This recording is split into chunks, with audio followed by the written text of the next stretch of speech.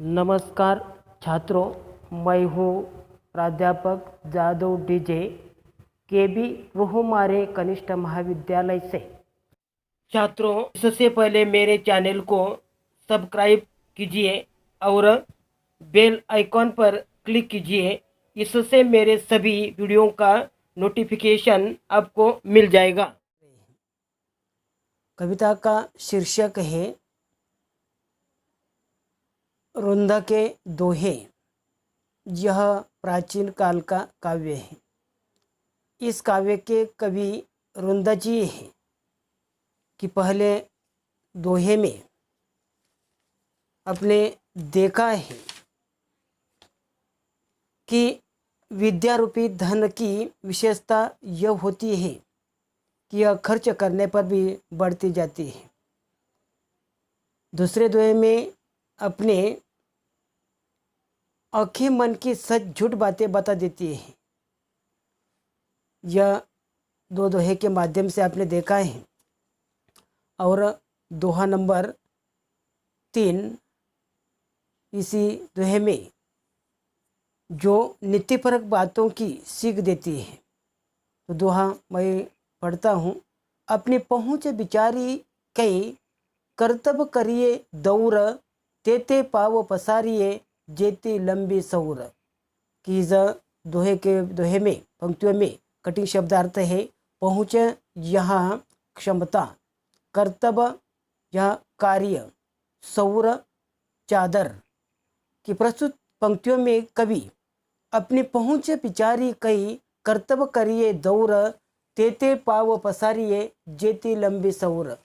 कि इस पंक्तियों के माध्यम से कवि कहते हैं कि हमारी जितनी क्षमता हो उसी के अनुसार हमें अपने कार्य का फैलाव करना चाहिए। कवि उदाहरण देते हुए कहते हैं कि हमारी चादर की लंबाई कितनी है, लंबाई जितनी हो हमें उतने ही पाँव फैलाना चाहिए। यदि हम ऐसा नहीं करते तो हम अपना कार्य पूरा नहीं कर पाते। कि यह पंक्तियों के माध्यम से कवि ने कहा है कि अपनी क्षमता के अनुसार अपना जो कार्य है यह कार्य करना चाहिए। उसी के साथ आपकी चादर की लंबाई देखकर अपने पाँव फैलाना चाहिए। उसी प्रकार इस दोहे के माध्यम से कि समाज की जो नीति है, यह नीति के बारे में कवि रुंदा जी ने बताए हैं। दोहा नंबर 4, फेर न हवे है कपट सो, जो कीजे व्यापार, जैसे हंडी काट की चढ़े न दूजी बार। कि इस पंक्तियों के माध्यम से कवि रुंदा जी कहते हैं, फिर न हवे है कपट सो, जो कीजे व्यापार, जैसे हंडी काट की चढ़े न दूजी बार। इस पंक्तियों में कठिन शब्दार्थ है। फिर दोबारा, काट लकड़ी। कि प्रस्तुत कविता के माध्यम से कवि कहते हैं कि व्यापार यानी लेन देन में हमें छल कपट का सहारा नहीं लेना चाहिए। व्यापार करते समय या किसी को लेन देन करते समय उसी में छल कपट का सहारा नहीं लेना चाहिए। यदि हम एक बार छल कपट से काम लेते हैं तो दूसरी बार हम व्यापारी अथवा ग्राहक से लेन देन नहीं कर सकते। इसलिए कवि उदाहरण देते हुए कहते हैं कि काट की हंडी का उदाहरण देते हुए कहते हैं कि जिस प्रकार काट की हंडी एक बार ही आग पर चढ़ाई जा सकती है। काट की हंडी यानी लकड़ी का जो बर्तन है वही एक बार जो आग पर चढ़ाई जा सकती है, दूसरी बार वह काम में नहीं आ सकती। उसी प्रकार छल कपट से व्यापार में एक ही बार किसी को धोखा दिया जा सकता है, दूसरी बार यह तरीका काम में नहीं लाया जा सकता। कि उसी प्रकार कवि ने कि यह काट की हंडी का उदाहरण देकर कि एक दूसरों के साथ जब हम छल कपट करती एक बार ही कर सकते, दूसरी बार नहीं कर सकते। दोहा नंबर आगे का दोहा देखिए। ऊंचे बैठे ना लहे, गुण बिन बड़पन कोई, बैठो देवल सीकर पर, वायस गरुड़ न होए। कि इस पंक्तियों में कठिन शब्दार्थ है कि लहे प्राप्त करना, वायस कौवा। और इस पंक्तियों के माध्यम से कवि रुंदा जी कहते हैं कि ऊंचे बैठे न लहे, गुण बिन बड़पन कोई, बैठो देवल शिखर पर, वायस गरुड़ न होए। कि इस पंक्तियों के माध्यम से कवि कहते हैं कि बिना गुण के किसी व्यक्ति को उच्च स्थान पर बैठने मात्र से बड़पन नहीं मिलता। कि जिस व्यक्ति के पास जो अवगुण है, कोई गुण नहीं है, कि उसे उस व्यक्ति को उच्च स्थान पर बैठने मात्र से बड़पन नहीं मिलता। वे कहते हैं कि जिस प्रकार मंदिर के उच्च शिखर पर बैठने मात्र से कौवा गरुड़ नहीं होता, गरुड़ कौवा नहीं हो जाता, उसी प्रकार गुणों से रहित कोई व्यक्ति बड़पन का अधिकारी नहीं हो सकता। कि उसी में कवि ने उदाहरण कव्य का और कव्य का उदाहरण दिया है, क्योंकि मंदिर के उच्च शिखर पर बैठने के बाद कि वह गरुड़ नहीं हो जाता, उसी प्रकार गुणों से रहित व्यक्ति, कि जिस व्यक्ति के पास कोई गुण नहीं है, ऐसे व्यक्ति को बड़पन का अधिकारी नहीं हो सकता।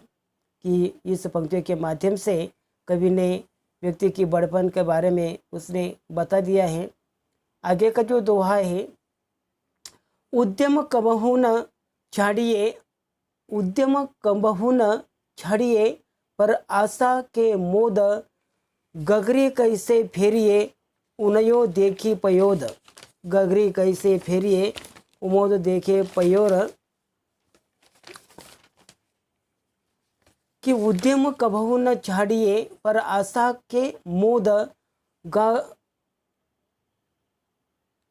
गागरी कैसे फोरिए, जो उनमें उनयो देखी फयोद। की इस पंक्ति में कठिन शब्दार्थ है उद्यम प्रयत्न करना, मोद हर्ष, फयोद बादल। कि इस पंक्ति में कवि रुंदा जी कहते हैं कि मनुष्य को किसी के सहारे की आशा में खुद प्रयत्न करना छोड़ नहीं देना चाहिए। क्या बादल घिर जाने पर उससे मिलने वाले विपुल जल की उम्मीद में कोई पानी रखने का अपना जल पात्र यानी गगरी फोड़कर फेंक नहीं देते। और उसी प्रकार जो व्यक्ति मनुष्य के किसी के सहारे को आशा में खुद प्रयत्न करना छोड़ नहीं देना चाहिए। कि दूसरों के आस से जीवन जीते समय कि कवि ने अपना जो प्रयत्न करना छोड़ नहीं देना चाहिए।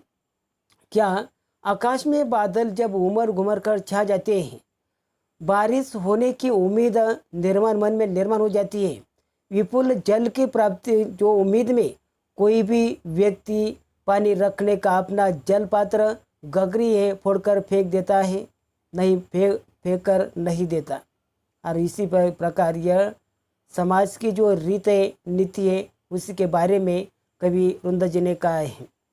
आगे का जो दोहा है, कछु कहीं नीच न छेड़िए, भलो न वाको संग, पाथर डारे कीच में, उछरी बिगारे अंग। कि इस पंक्ति के माध्यम से कवि कहते हैं, कछु कहीं नीच न छेड़िए, भलो न वाको संग, पाथर डारे कीच में, उछरी बिगारे अंग। इस पंक्तियों में कठिन शब्द रहे भलो अच्छा, वाको उसका, डारे डालता फेंकता है, कीच कीचड़, बिगारे बिगड़ता है। कि प्रस्तुत पंक्तियों में कवि रुंदा जी कहते हैं कि नीच अर्थात बुरे आदमी को कभी भी कुछ बुरा भला कहकर छेड़ना नहीं चाहिए। कि जो बुरा व्यक्ति होता है, जो अवगुण व्यक्ति होता है, कि उसे भला बुरा कहकर छेड़ना नहीं चाहिए। क्योंकि कवि उदाहरण देते हैं कि जैसे कीचड़ में पत्थर फेंकने पर कीचड़ की गंदगी आपने ही आती है, वैसा आप देखिए कि जिस प्रकार बुरे व्यक्ति को छेड़छाड़ करने के बाद कहकर छेड़ना नहीं चाहिए। क्योंकि जैसे जो कीचड़ में आप पत्थर फेंकते हैं, कीचड़ अपने शरीर पर उड़ता है,